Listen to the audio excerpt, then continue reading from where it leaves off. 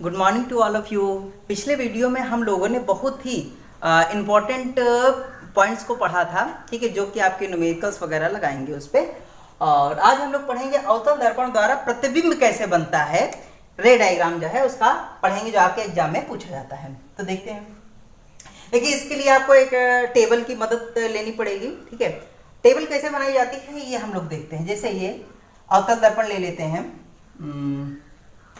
ये अवतल दर्पण ले लिया, ऐसे ये रंगीन है और ये मुख्य अक्ष हो गया ऐसे, ठीक है। अब क्या होगा यहाँ पर, ठीक है, लाइट रेज ऐसे ऐसे आती हैं इस पे, ठीक है, ऐसे आती हैं, ऐसे आती हैं और यहाँ पर ऐसे, यहाँ पे आकर यहाँ पर प्रतिबिंब बनाती है, ठीक है ना। ये जहाँ प्रतिबिंब बनाती है उसे F कहते हैं, और ये सेंटर होता है C होता है, और ये पोल होता है F होता है, P होता है, ठीक है। तो इतनी चीजें होती हैं, ठीक है ना। अब जो है देखिए, सबसे पहला बिंदु हम क्या कर लेते हैं, सबसे पहले ये जो है इसमें वास्तविक प्रतिबिंब बनता है। कैसा बनता है? वास्तविक। सबसे पहली बात तो यही जान लीजिए, इसमें जो भी प्रतिबिंब बनता है वास्तविक बनता है और उल्टा बनता है, ठीक है। वास्तविक बनता है और उल्टा बनता है, ठीक है। वास्तविक बनेगा, उल्टा बनेगा।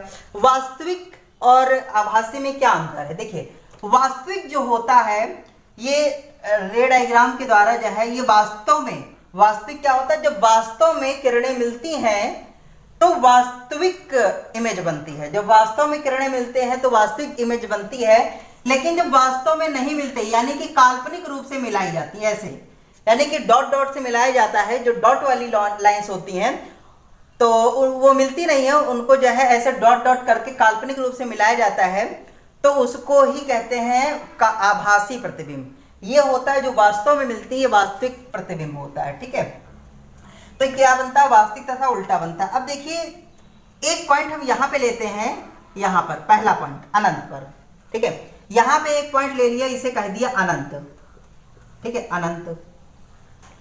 एक पॉइंट दूसरा पॉइंट यहां ले लिया और यहां पे हो गया ये, यानी कि सी, यानी कि केंद्र के थोड़ा सा दूर। तीसरा पॉइंट हो गया यहां पर सी पर, और ये हो गया यहां पर, और ये अनंत, ठीक है। चौथा पॉइंट ले लिया यहां पर, यानी कि सी और एफ के बीच में, और पांचवा पॉइंट ले लिया यहां पर एफ पर, ठीक है ना। ये 5 पॉइंट हो गए, ठीक है। तब देखिए कैसे, कितनी आसानी से आपको हम याद करवाते हैं। देखिए, ये पहली वस्तु की स्थिति, वस्तु, अब प्रतिबिंब की स्थिति, प्रतिबिंब, ठीक है, और ये साइज। देखिए अभी कितनी आसानी से आपको याद करवा देंगे। देखिए, अगर वस्तु कहां रखी हो? अनंत पर। अगर वस्तु जो है अनंत पर रखी जाती है तो प्रतिबिंब कहां बनेगा, ठीक है। अब देखिए, अगर लास्ट वाला, अगर वस्तु रखी है अनंत पर यानी कि एक पोजीशन पर, वस्तु रखी है एक पोजीशन पर, तब प्रतिबिंब कहां बनेगा? एट नंबर 5 पर, इधर बनेगा, सबसे लास्ट। ये इधर का पहला बिंदु और ये इधर का पहला पॉइंट जो हमने कहा है, यानी कि फोकस पे बनेगी। कहां पर? फोकस पर, फोकस पर, यानी कि एट पॉइंट 5, ठीक है ना। अब क्या है, जैसे जैसे वस्तु इधर बढ़ेगी, वस्तु जो है इधर आएगी, तो प्रतिबिंब किधर आएगा? इधर आएगा। किधर आएगा? इधर। प्रतिबिंब यानी कि उल्टा आता है इसमें, ठीक है। कैसे आता है? उल्टा आता है। वस्तु इधर जाएगी, प्रतिबिंब इधर जाएगी। वस्तु अभी यहां पर है तो प्रतिबिंब यहां पर है, ठीक है। अब दूसरा पॉइंट क्या करते हैं, वस्तु को यहां करते हैं तो प्रतिबिंब यहां आ जाएगा, ठीक है। वस्तु को करते हैं कहां पर? सी के परे। क्या है? सी के परे, सी के परे, यानी कि सी से थोड़ी दूरी पर है, यानी कि जो सेंटर है उससे थोड़ी दूरी पर है, यानी कि 8.2 पर है। तो फोकस ये कहां बनेगा? आपका प्रतिबिंब कहां बनेगा? 8.4, याद रखेंगे। यानी कि अब यहां पे बन रहा था, अब यहां से उठ के यहां आ गया, 4 नंबर पे आ गया प्रतिबिंब, क्योंकि प्रतिबिंब इधर जाएगा, वस्तु इधर जाएगी। तो वस्तु ने एक स्टेप बढ़ा, 2 पर आ गई, तो प्रतिबिंब 5 से उठ के 4 पे आ जाएगा, यानी कि कहां बनेगा? केंद्र और फोकस के बीच, केंद्र और फोकस के बीच, फोकस के बीच बनेगा, यानी कि 8.4 बनेगा, ठीक है ना। फिर उसके बाद, ठीक है, फिर उसके बाद क्या होगा, यहां पे जो है बहुत छोटा, यानी कि साइज कैसा रहेगा? यहां पे बहुत छोटा रहेगा, ठीक है, यहाँ पे बहुत छोटा रहेगा, यहाँ पे छोटा हो जाएगा, ठीक है। अब धीरे धीरे बड़ा होता चला जाएगा छोटे से स्टार्ट। तीसरा वस्तु देखिए, पहले यहाँ पे थी फर्स्ट स्टेप में, दूसरे स्टेप में यहाँ पे आ गई और तीसरे स्टेप में कहाँ भी जाएगी, एट नंबर 3 यानी कि केंद्र पर हो, केंद्र पर हो यानी कि 8.3। तो प्रतिबिंब पहले 5 पे था पहले स्टेप में, फिर 4 पे आ गया, फिर अब कहाँ पे आएगा 3 पे, तो जो है इस पे केंद्र पर आ जाएगा। ये प्रतिबिंब भी कहाँ पे रहेगा, केंद्र पर रहेगा यानी कि 8.3। यानी कि दोनों वस्तु ऊपर रहेगी तो प्रतिबिंब नीचे रहेगा, वस्तु ऊपर रहेगी प्रतिबिंब नीचे रहेगा, ठीक है, ऐसा होगा, वस्तु ऊपर नीचे प्रतिबिंब, क्योंकि उल्टा बन रहा है, ठीक है। तो ये हो गया बराबर, ये बराबर में जाएगा, ठीक है, रे डायग्राम। यानी कि अगर वस्तु, ठीक है, वस्तु अगर ऐसे होगी इतनी बड़ी तो प्रतिबिंब भी इतना ही बड़ा जाएगा, ये हो गया, ठीक है। अब उसके बाद जो है यही चीज आपकी इंपॉर्टेंट, अगर ये चीज आपको मालूम हो जाए तो प्रतिबिंब आप जो है बड़े आराम से ये रे डायग्राम बना सकते हो, ठीक है। चौथा पॉइंट, अब कहां जाएगा, पहला स्टेप, दूसरा स्टेप, तीसरा स्टेप, चौथा कहां गया, केंद्र और फोकस के बीच, केंद्र फोकस के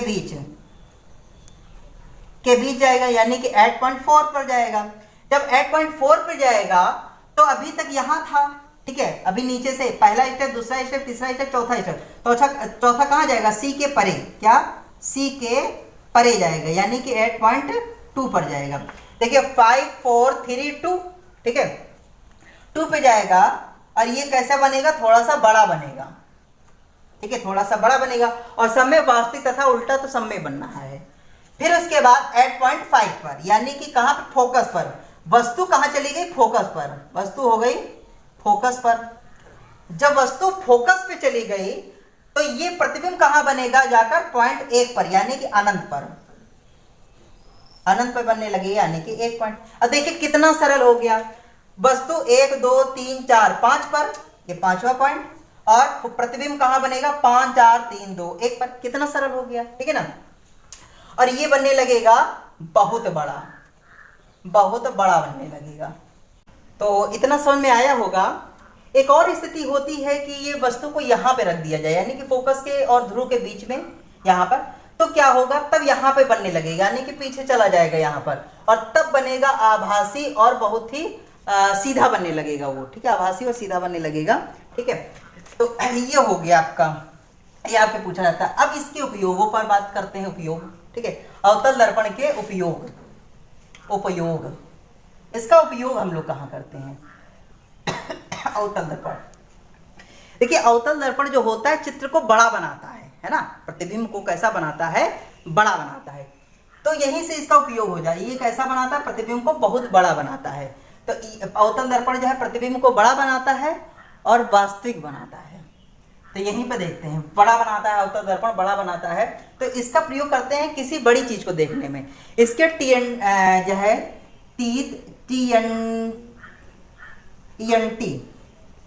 ENT डॉक्टर्स करते हैं। कौन करता है, ENT डॉक्टर्स। ई का मतलब ईयर हो गया कान, नोज हो गया नाक, और टीथ हो गया दांत, ठीक है।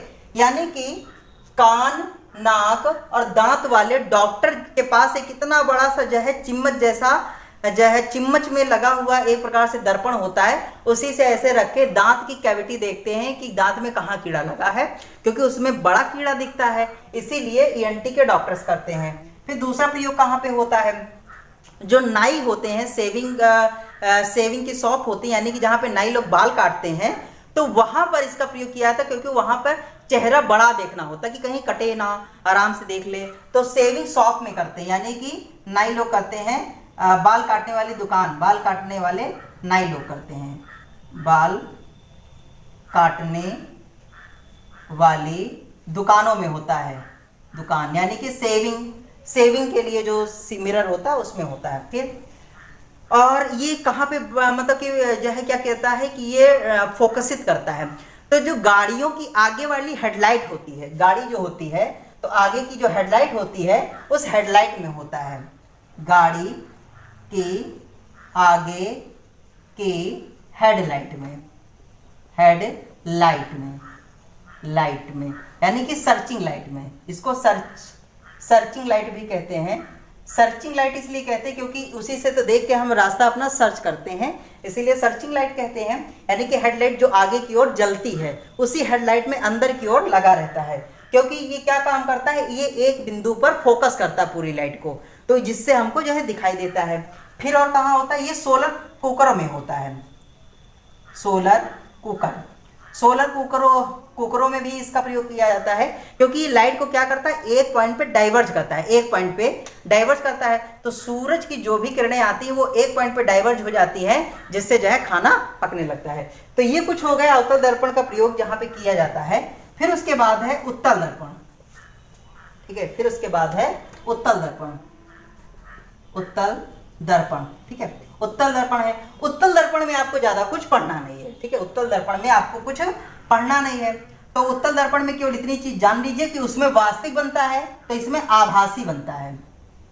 उत्तल दर्पण में आभासी बनेगा और कैसा बनेगा, सीधा बनेगा, ये चीज याद रखिए, ठीक है। आभासी बनेगा और सीधा, जस्ट उसका अपोजिट होता है। उसमें बनता वास्तविक बनता है, उल्टा बनता है, इसमें आभासी बनेगा, सीधा बनेगा, इतनी चीज है, ठीक है। ये चीज जान लीजिए। अब इसमें क्या है, देखिए इसमें जो है इसका प्रयोग कहाँ पे होता है, इसका प्रयोग होता है जो गाड़ियां होती, गाड़ियों में जो पीछे की ओर देखने के लिए लेंस, जैसे ड्राइवर जो चला रहा होता है तो पीछे की गाड़ी को देखने के लिए लगा होता है। क्या है, पीछे की गाड़ी को देखने के लिए लगा रहता है। गाड़ियों में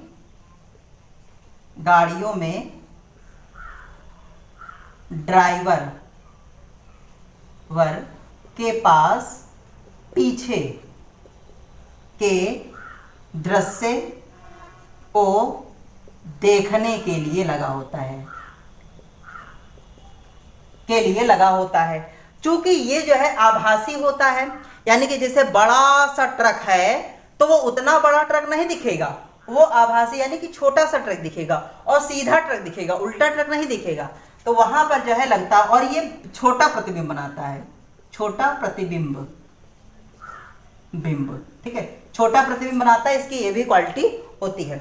दूसरी चीज कहाँ लगता है, जो रोडों के किनारे लैंप लगे होते हैं, यानी कि लाइट लगी होती, स्ट्रीट लाइट जिसे कहा जाता है, उस पे होता है। यानी कि रोड के किनारे, ठीक है, लाइट में जो है इसका प्रयोग होता है, ठीक है। तो उत्तल दर्पण का यहाँ पे प्रयोग होता है, यानी कि जहां पे लाइट को डिवाइड करना है, यानी कि दूर भेजना है, तो जो रोड पर लाइटें लगी होती हैं उनको जो है फैलाना होता है लाइट को, इसलिए इसमें होते हैं। दूसरी चीज यहाँ पे ड्राइवर के पास लगा होता है ताकि वो पूरे ट्रक को देख सके, क्योंकि इसमें प्रतिबिंब छोटा बनता है और अवतल दर्पण में क्या होता है, प्रतिबिंब बड़ा बनता है, ठीक है। तो इतना हो गया आपका, ये दर्पण वाला आपका पूरा कंप्लीट हो गया। अब इसमें के क्वेश्चन देख लीजिए क्या है, क्या है, अवतल दर्पण की मुख्य फोकस की परिभाषा दीजिए। तो मुख्य फोकस तो बता ही दोगे क्या होता है, कि जहां पर भी सारी किरणें, आपतित हुई सारी किरणें जो हो क्या होती हैं, एकत्र हो जाती हैं, उसी बिंदु को फोकस बिंदु कहते हैं, ठीक है, मुख्य फोकस कहते हैं उसे। एक अगला क्वेश्चन है, एक गोलीय दर्पण की वक्रता त्रिज्या 20 है, ठीक है, यानी कि रेडियस दे रखा कितना 20 है, तो कह रहा फोकस दूरी बताइए क्या होती है। तो हम जानते हैं कि क्या radius is equal to 2f होता है, radius is equal to 2f होता, रख देते हैं, या 20 रख दिया, या 2 हो गया f, ये 2 नीचे जाएगा तो 20/2 बराबर f हो जाएगा, ये काटेंगे 10, यानी कि 10 सेंटीमीटर इसकी फोकल लेंथ आ गई। उस दर्पण का नाम बताइए जो प्रतिबिंब को सीधा तथा आवर्धित बना सके, ठीक है, यानी कि जो सीधा सीधा बना सके। सीधा सीधा कौन बनाता है, उत्तल दर्पण बनाता है, अभी हम लोगों ने पढ़ा था, उत्तल दर्पण जो है सीधा सीधा बना सकता है, ठीक है। हम वाहनों में उत्तल दर्पण को पश्च दृश्य के रूप में वरीयता क्यों देते हैं, क्यों देते हैं वरीयता, क्योंकि वो बड़े से ट्रक को छोटा कर देता है, ठीक है, इसलिए वरीयता देते हैं। अगर बड़ा सा ट्रक है तो हमें बहुत छोटा सा नजर आता है तो हम पूरी गाड़ी को देख सकते हैं, इसीलिए वरीयता देते हैं, यानी कि बड़ी सी चीज को छोटा देख पाते, इसीलिए वरीयता देते हैं, ठीक है।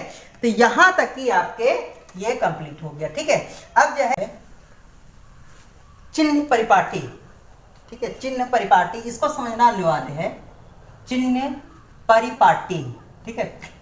तो चिन्ह परिपाटी क्या हो, इसी के हिसाब से ही लेंस में जो होते हैं माइनस प्लस होता है। अगर न्यूमेरिकल्स आसान बनाना है तो ये परिपाटी आनी चाहिए, क्योंकि ये लेंस में भी है, दर्पण में भी है, ठीक है, और ज्यादातर आपके दर्पण में काम आएगा।